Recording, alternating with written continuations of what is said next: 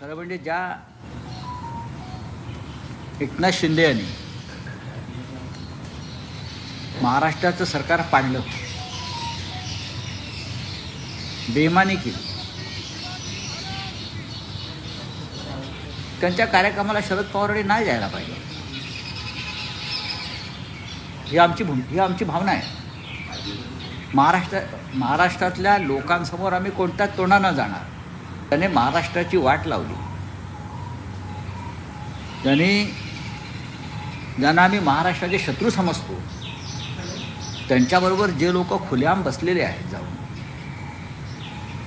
तर त्यांना अशा प्रकारचे सन्मान आपल्या हातून देणं हे महाराष्ट्राच्या अस्मितेला आणि स्वाभिमानाला धक्का लावणार आहे.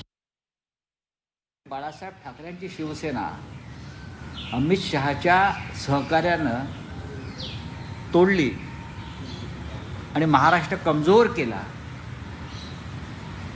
अशांना आपण सन्मानित करता.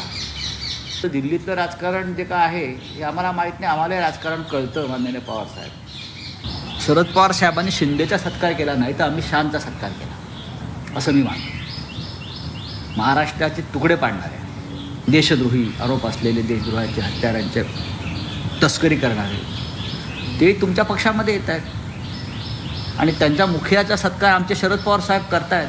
हे दुर्दैव आहे.